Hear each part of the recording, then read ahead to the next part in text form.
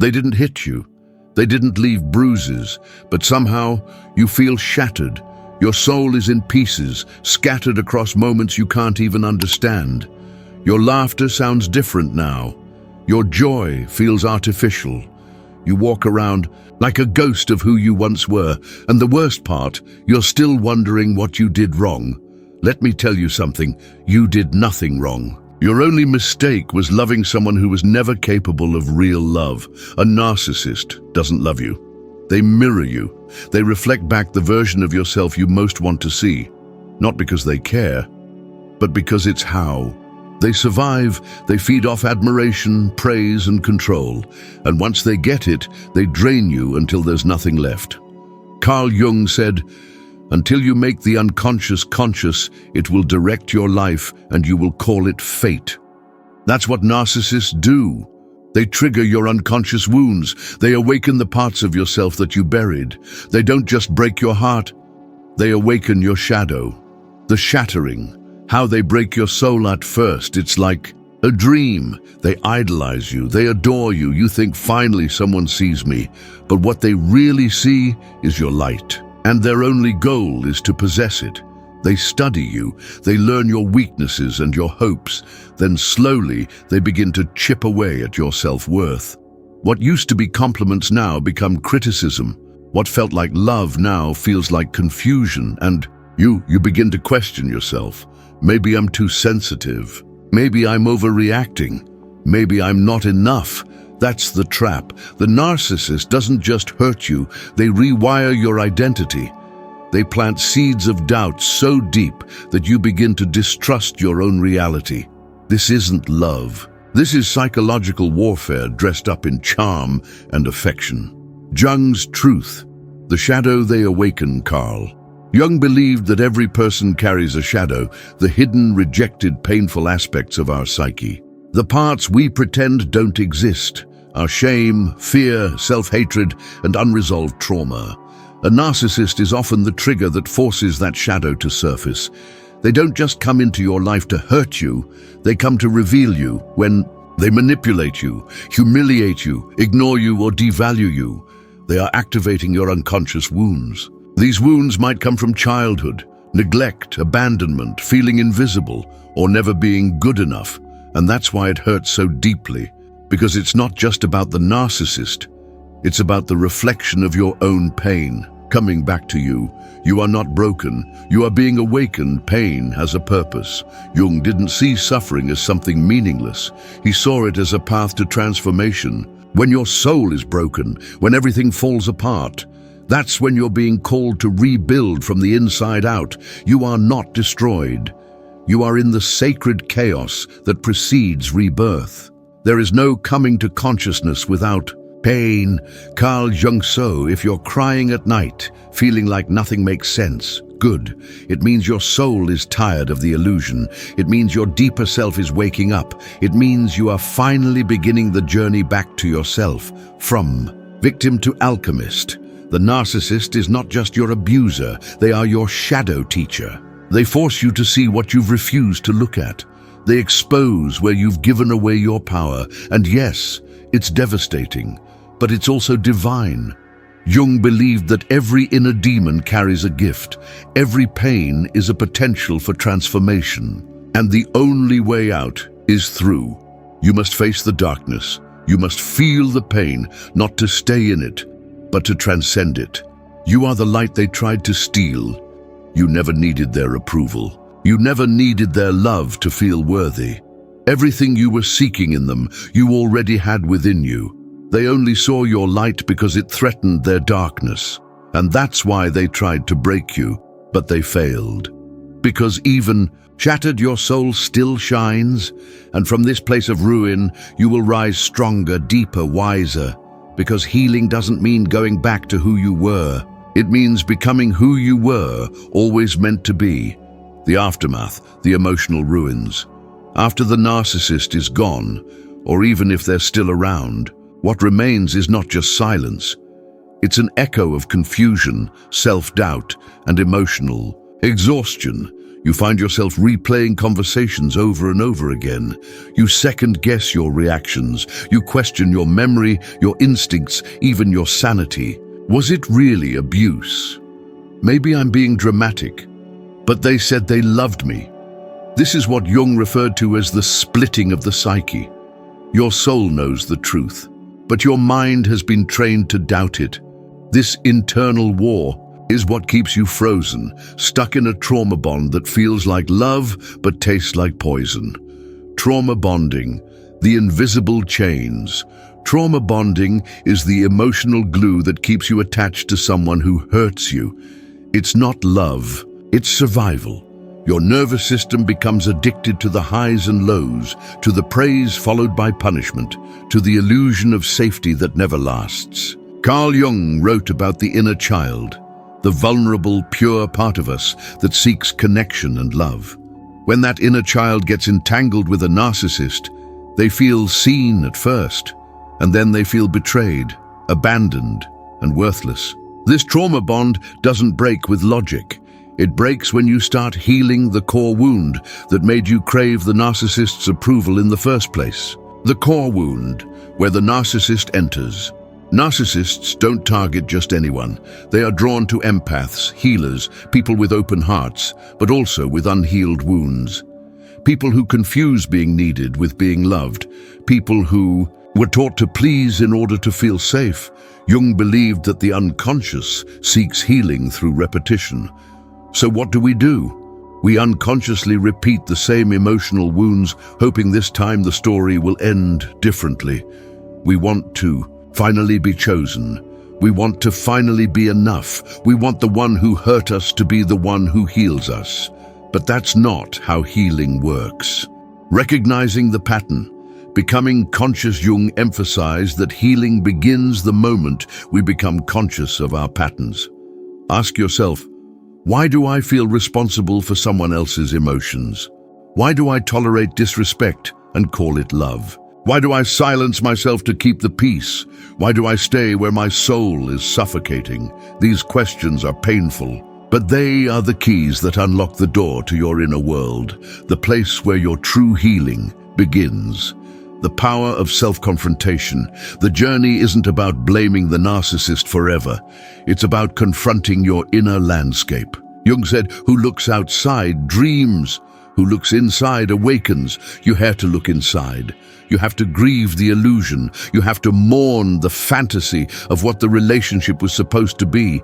That's how you reclaim your power, because healing is not just about forgetting the narcissist. It's about remembering who you were before you lost yourself in them.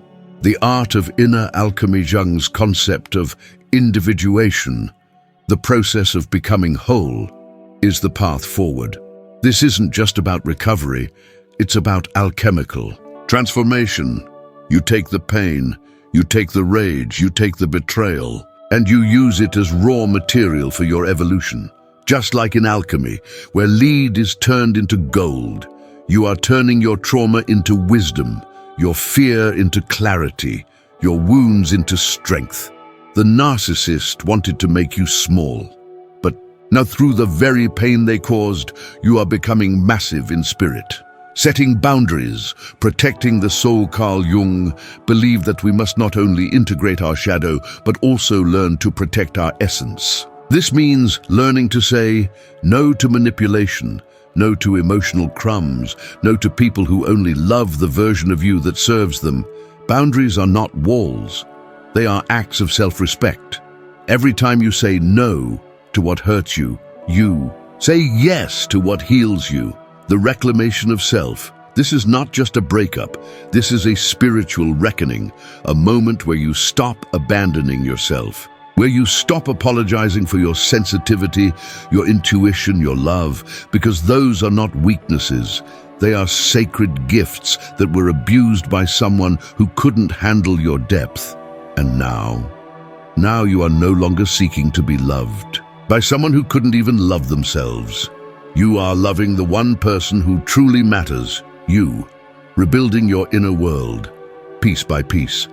There comes a moment when the screaming finally stops. The silence, though terrifying at first, becomes fertile ground, because this is where the real work begins, the reconstruction of your soul.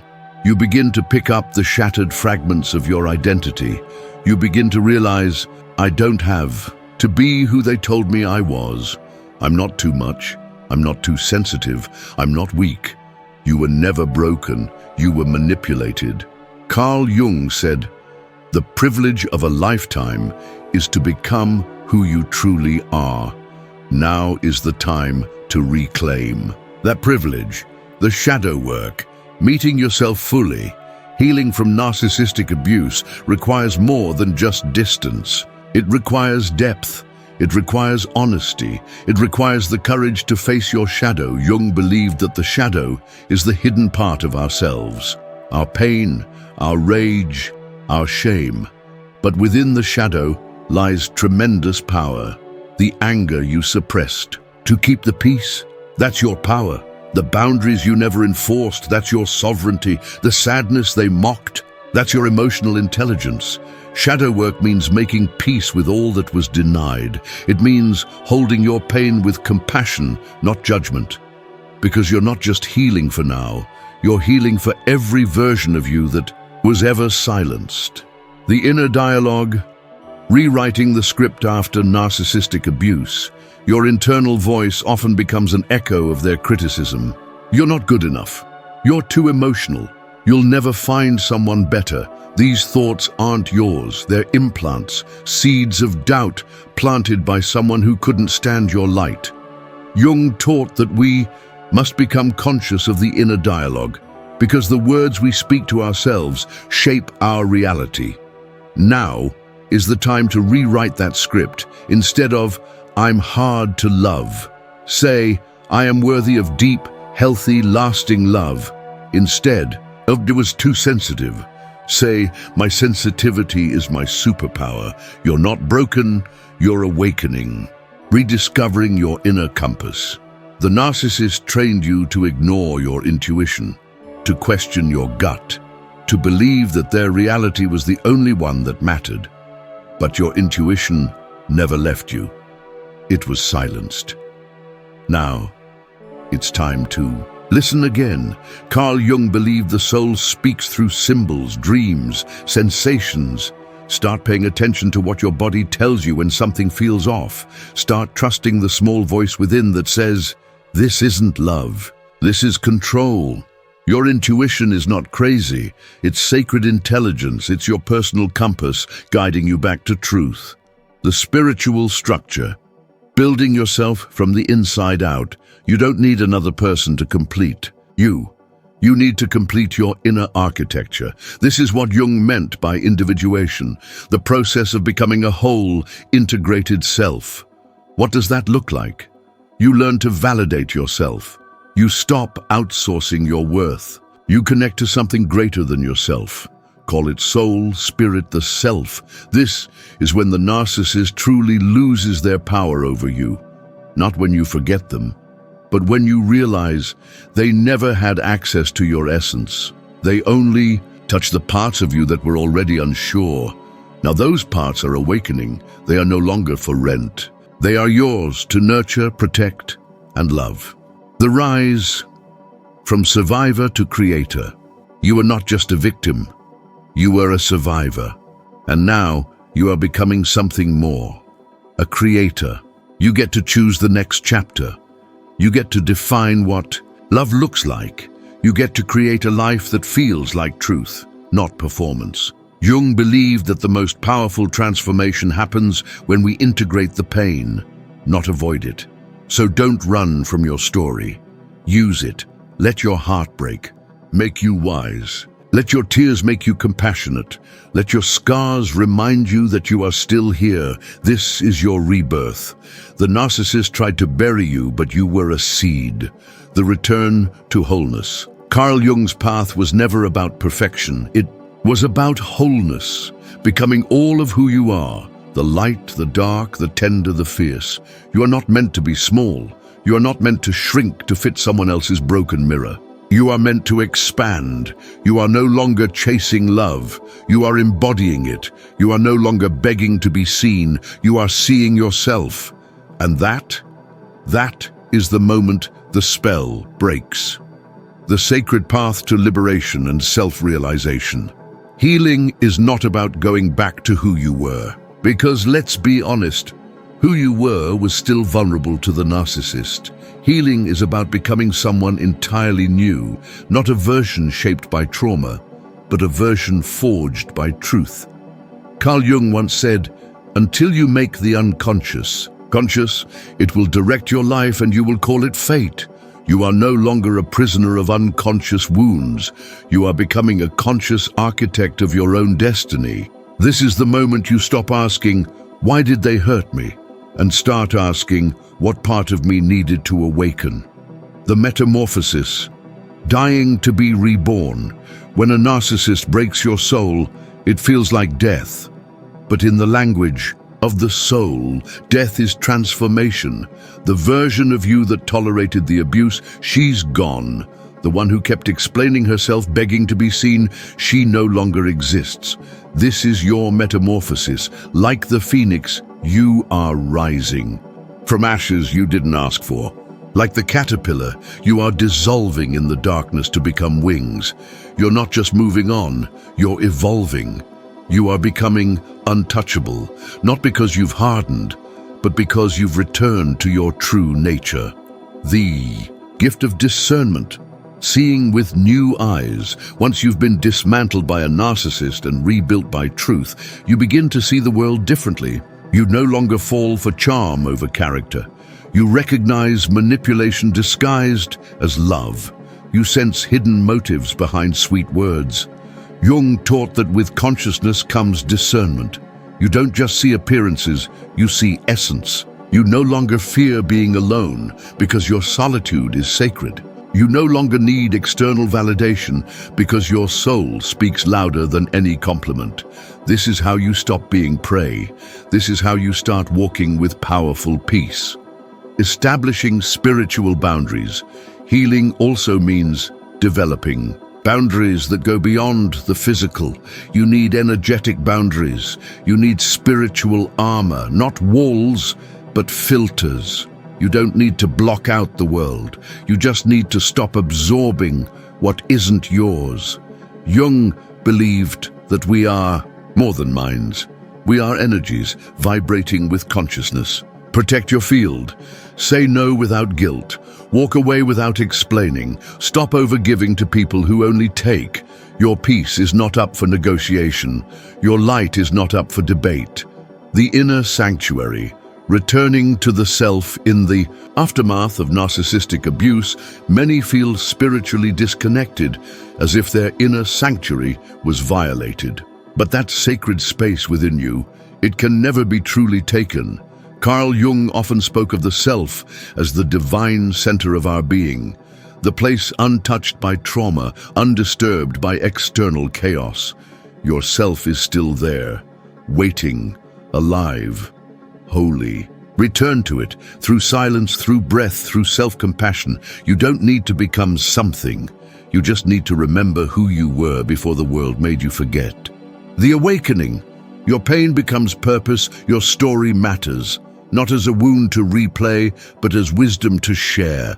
You're not healing in isolation, you are lighting the way for others. That is the ultimate transformation Jung envisioned. 1. Does not become enlightened by imagining figures of light, but by making the darkness conscious.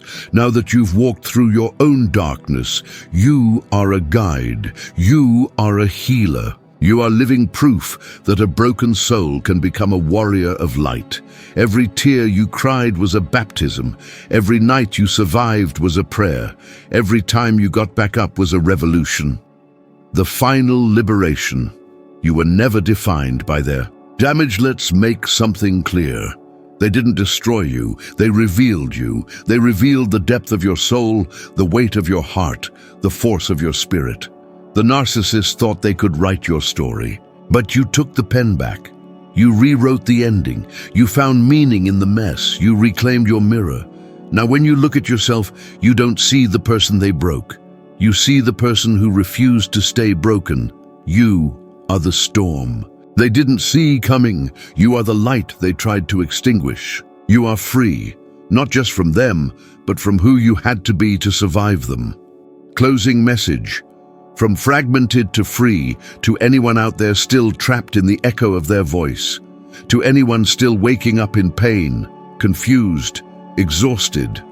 Let this be your awakening. You are not crazy. You are not weak. You are a soul in evolution. Let Jung's wisdom carry you. The most terrifying thing is to accept oneself completely. And yet, this is the path to peace. Not fixing yourself, but accepting yourself so deeply that no narcissist, no abuser, no manipulator could ever reach you again. This isn't just healing. This is soul revolution. You are rising. You are remembering. You are free. If this message touched something deep within you, if you felt seen, understood, or awakened, then don't leave in silence. Comment the word rebirth below, so I know you're walking this sacred path too. And if you want more messages like this, raw, real, and healing for the soul, subscribe to Healing Echoes. This is more than a channel. It's a sanctuary, a space where what's been broken regains its beauty. Your healing is not over. It's only just beginning. Welcome home.